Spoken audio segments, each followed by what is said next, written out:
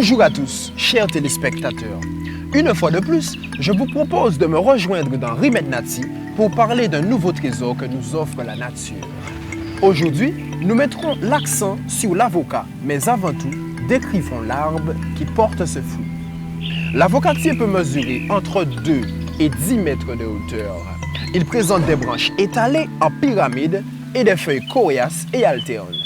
Il produit des petites fleurs jaunes et odorantes qui sont regroupées en bouquets vers l'extrémité des rameaux. L'avocat, c'est-à-dire le fruit de l'avocatier, est une grosse baie de couleur verte à violette. Elle contient une pulpe huileuse et comestible qui renferme un énorme pépin. Originaire du Mexique et d'Amérique centrale, le mot avocat proviendrait d'un dialecte indien du Brésil ou de l'aztèque Awacalt. Il est appelé aux Antilles francophones avocat et zaboca en créole.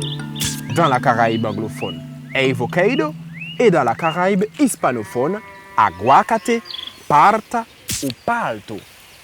L'avocatier pousse généralement sous les climats tropicaux et subtropicaux et l'on retrouve 5 grandes variétés d'origines différentes, dont la variété As, de couleur brun à violacé, la variété Fuerte, de couleur vert sombre, la variété Ettinger, vert tendre avec une pulpe de saveur très délicate, la variété Nabal, vert sombre, veiné de noir, et la variété Lula, à peau vernissée et vert jaune.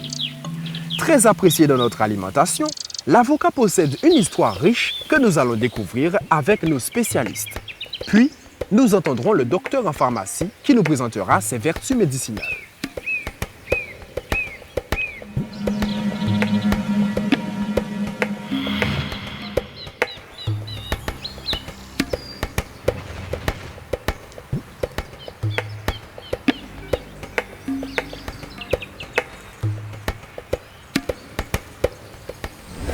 Nous sommes sous un avocatier.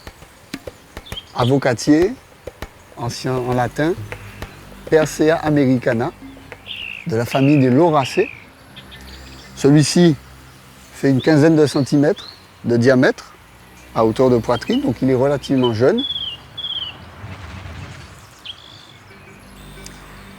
Ce pied qui est jeune, il est intéressant parce qu'on voit déjà la différenciation de l'écorce, qui est fissurée dans le sens longitudinal.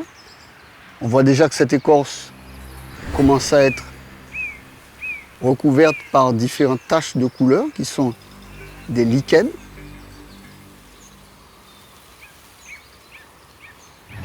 On peut également voir les insertions des anciennes ramifications.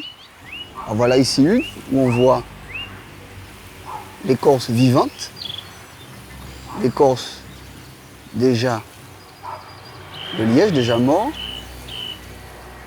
et le bois mort, ici entouré par les parties vivantes.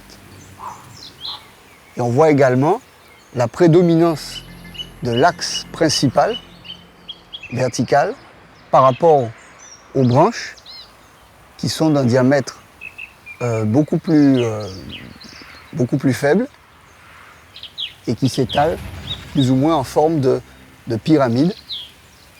Donc nous allons suivre une branche pour regarder la disposition des feuilles vers l'extrémité. Donc on voit cette ramification qui, un peu avant l'extrémité, va produire de nouveaux axes qui eux-mêmes en produisent de nouveaux. Et les feuilles sont vraiment confinées à l'extrémité des rameaux. Donc ces feuilles sont alternes. Alors comme la croissance est relativement lente, les entre-nœuds, c'est-à-dire l'écart entre deux feuilles, est assez court, mais on devine quand même que les feuilles sont alternes. Alors, ovale, on le voit, avec une face inférieure. Le dessous des feuilles permet de voir les nervures en relief. Elles sont en relief en dessous. Et ces nervures secondaires longent effectivement le bord, la marge de la feuille. Par transparence, on voit également les nervures tertiaires et on distingue bien la différence de coloration le dessus qui est vert foncé et le dessous vert grisâtre. Donc ça, c'est un signe distinctif de la famille des lauracées. Alors on a différentes morphologies, des feuilles plus ou moins étroites, et toujours les bourgeons à l'aisselle des feuilles, comme ici. Ah, on a une petite araignée d'ailleurs. Voilà. Qui se cachait du soleil. Comme elle n'est pas très pigmentée. Voilà, on distingue également les cicatrices des insertions des anciennes feuilles qui permettent de savoir à quelle vitesse a poussé le rameau. Plus les cicatrices sont éloignées, plus la croissance a été rapide. Et donc on constate ici par exemple que la croissance est un petit peu plus rapide ces derniers mois que précédemment. Alors, tout à l'heure nous avons vu un jeune avocatier. Maintenant nous sommes devant un qui est autrement plus âgé, hein, plus de 20 cm de diamètre. Et on va essayer de cueillir un fruit pour voir d'un peu plus près à quoi il ressemble.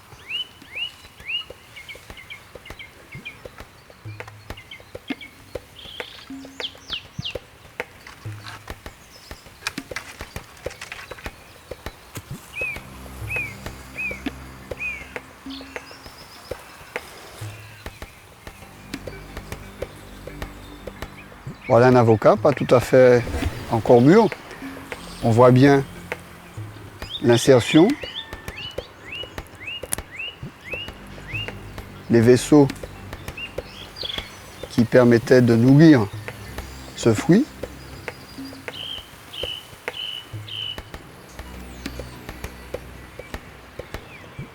Alors, la peau est encore assez épaisse. Et si on retire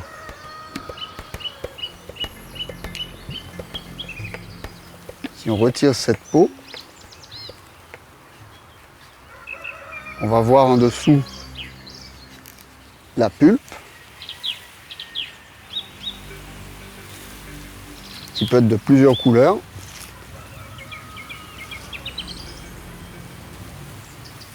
Et la graine. L'avocat a une pulpe qui est encore ici très ferme parce que le fruit n'est pas encore mûr, mais qui à maturité devient beaucoup plus onctueuse et surtout très riche en lipides, très riche en matières grasses, ce qui en fait le beurre du pauvre dans beaucoup de régions où il pousse. Cette espèce est d'ailleurs connue depuis très longtemps par les Amérindiens, c'est eux qui l'ont domestiquée en premier. L'espèce est originaire d'Amérique centrale. Son nom d'ailleurs d'avocat provient de l'amérindien Awakatl. Alors nous avons vu l'anatomie d'un fruit d'avocat avec la peau, la pulpe, la graine. Cette graine provient de la germination, de la fécondation d'une fleur. Et les fleurs, on peut deviner où elles étaient sur l'arbre à la disposition actuelle des fruits, puisque chaque fruit provient d'une fleur. Et d'ailleurs, j'en vois un qui ira très bien avec mon féroce ce midi pour mon déjeuner.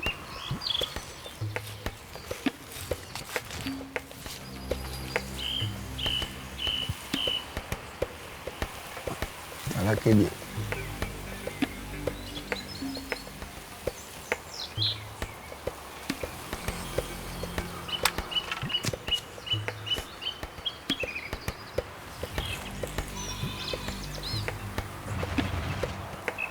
Voilà un bel avocat.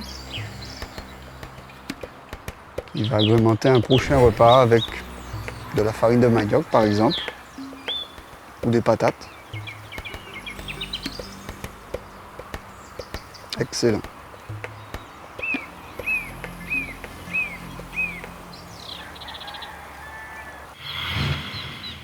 En effet, l'avocat est bon pour notre alimentation et notre santé. Scientifiquement connu sous le nom de Persea americana, l'avocat appartient à la famille des lauracées, comme le laurier. Il est très nutritif et facile à digérer. Il contient de nombreux oligo-éléments tels que le calcium, le magnésium ou du potassium.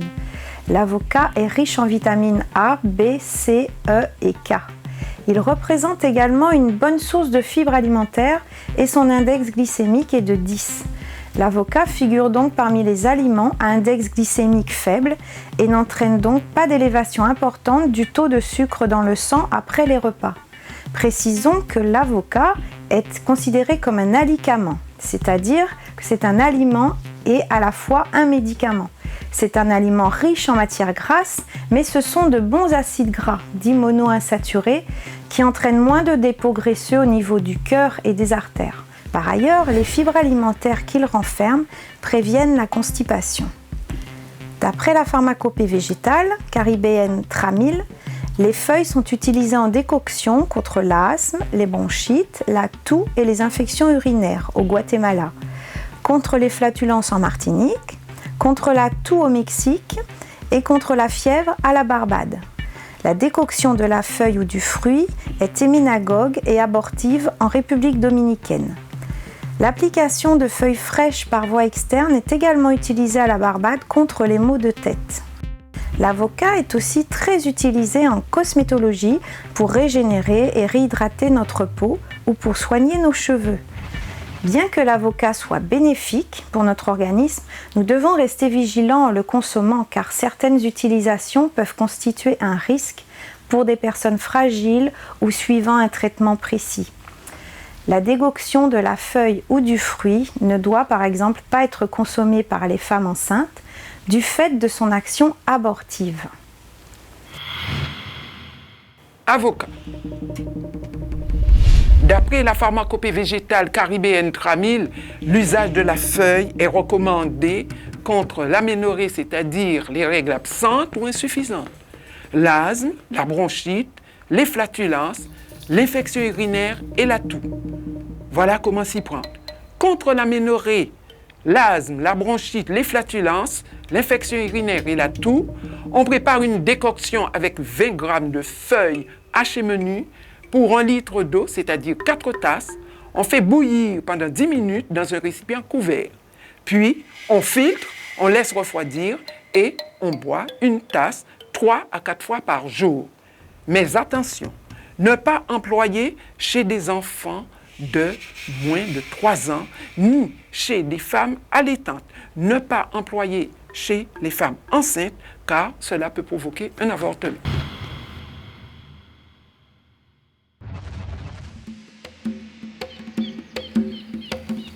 Merci à nos spécialistes pour toutes ces précisions sur l'avocat.